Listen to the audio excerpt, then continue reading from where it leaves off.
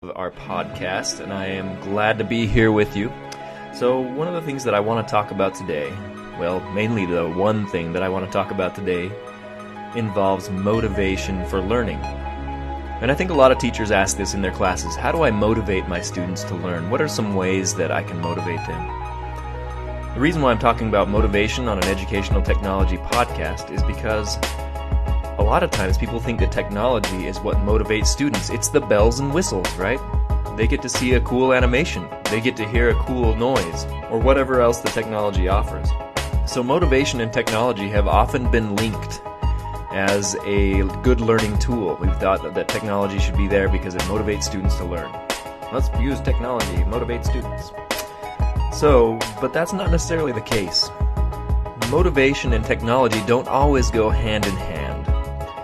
And really what motivates students is not necessarily the technology, it's the deeper concepts of motivation that could come through use of technology or without, that we're going to talk about today. Okay, so again, motivation is not necessarily provided by technology, it's provided by what the technology could offer or may offer, the principles of motivation that have been discovered through research and through study. And so what I want to do is talk first about intrinsic versus extrinsic motivation and differentiate these two terms, and then talk about a model to support motivation in your classroom, and then tie it back into how technology might be a motivating factor as long as it uses those principles of motivation.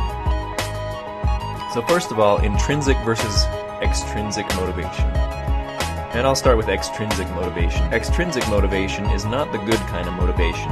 When you're trying to motivate somebody to learn extrinsically, then you're maybe offering like a piece of candy when they finish their task.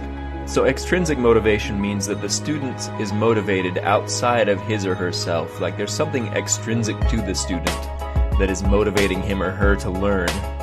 And research has found actually that this is not a very powerful way of motivating students, that if they are not intrinsically trying to learn on their own type of motivation, if they're being motivated extrinsically, that this is not a very good way for them to be motivated. It's not very effective. Intrinsic motivation, on the other hand, is motivation that comes from within the student. And so when we're intrinsically motivating someone, we're trying to take advantage of that motivation that's already within the student to do good or to learn. And we're just maybe enhancing it a little bit with the way that we present materials, with the way that we do things.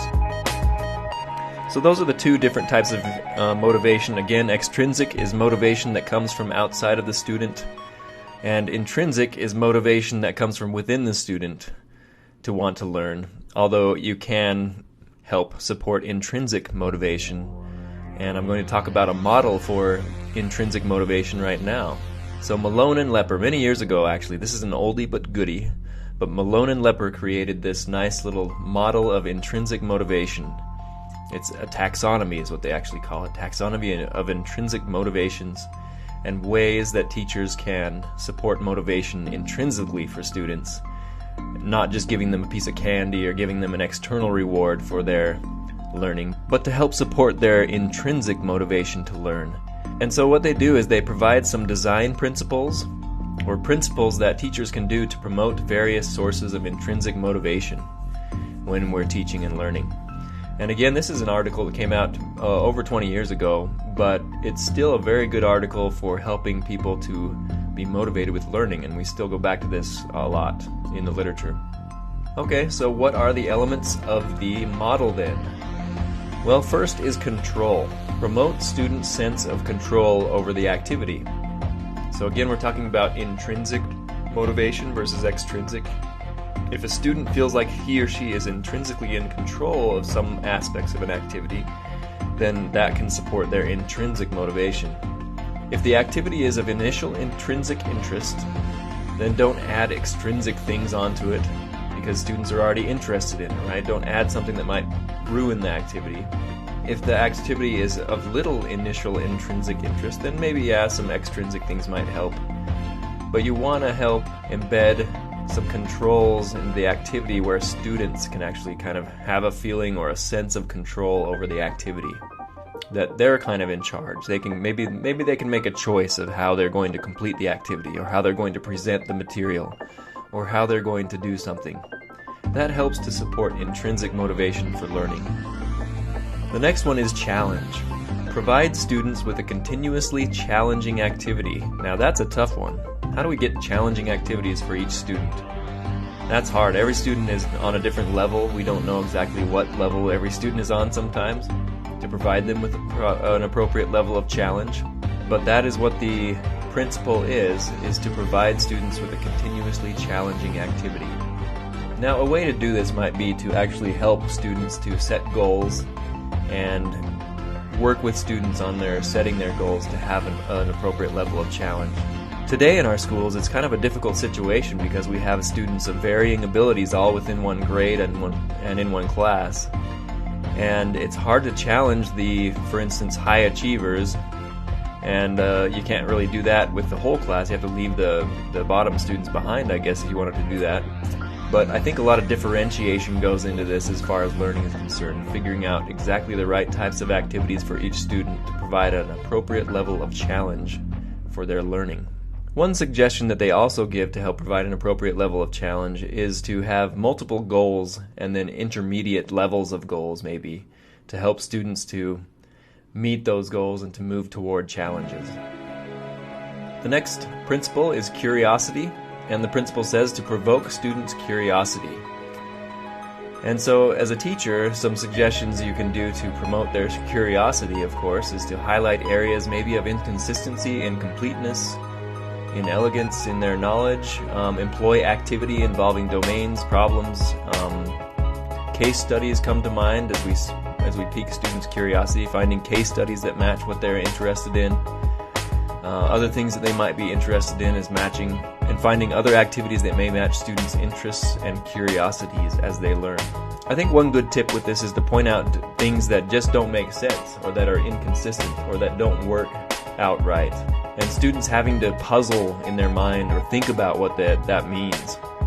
That can promote curiosity. The last one is contextualization. This is the last principle in the motivational model of Malone and Lepper, or the taxonomy of intrinsic motivations. Contextualization. And it says highlight the functionality of an activity.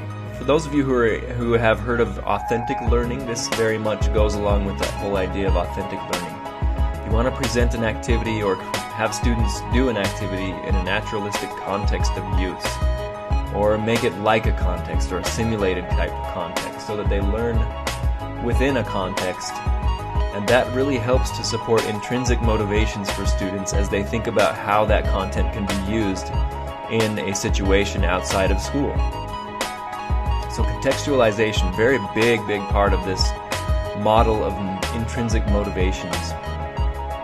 Okay, so that's the model. Again, the 4 elements all start with C. Control, challenge, curiosity, and contextualization. Now, when people talk about technology in education and how motivating technology is, it's not just because the technology itself is motivating, it's because it supports these basic principles of motivation. For instance, number 1, control. When students are using a piece of technology, it gives them a sense of control. For instance, if kindergartners have iPads in their classroom, they certainly have a sense of control over that iPad and are able to control what they do on that iPad. Even if you restrict their activities within that iPad to, say, one app only, they still can choose a few things in there, right? They can go to the story that they want to read, or maybe even if they want to read a story or you tell them what story to read, they can still maybe click on the characters and hear different sounds as they respond to questions. There's a sense of control there. So that is why the technology supports motivation. It's not because of the technology itself, it's because it supports this idea of control. And the other items in this motivational model as well. Challenge. Well, a lot of games that students play, video games, for instance, is an example. It always provides an optimal level of challenge, and actually the video game does a very good job of adjusting to students' challenge level. A lot of other educational games do the same thing. They can adjust to a student's challenge level. And also technology allows you to differentiate a little bit, right? One student can be on an iPad doing one activity and another student can be doing another one. So they can have appropriate challenge in that way as well. Curiosity. Are students' curiosities provoked with technology? Absolutely. we have a lot of different things that they can do on these technology pieces, and I think that that's one of the things that makes technology motivating as well, is that they're curious to see what it will do, to see what it can provide. Even if they're inside an educational app or on a website where they're learning, it still can provoke their curiosity. And then contextualization. A lot of technologies provide a naturalistic context of use. They talk about the authenticity of what is being learned. And in fact, because of the latest technologies that we do have, we are able to put more of a context onto what we are learning in class a lot of times. We are able to connect to, for instance, other classrooms or communicate with other people who may be a part of our authentic learning experience. We can go on to Google Earth, for instance, and view an actual marketplace in the Philippines if we're learning about that country, or in a different state, or whatever we're learning about. We can often use technology to put a context on whatever the learning is. So technology really isn't motivating in and of itself. Technology will only be as motivating as it follows these concepts of control, challenge, curiosity, and contextualization.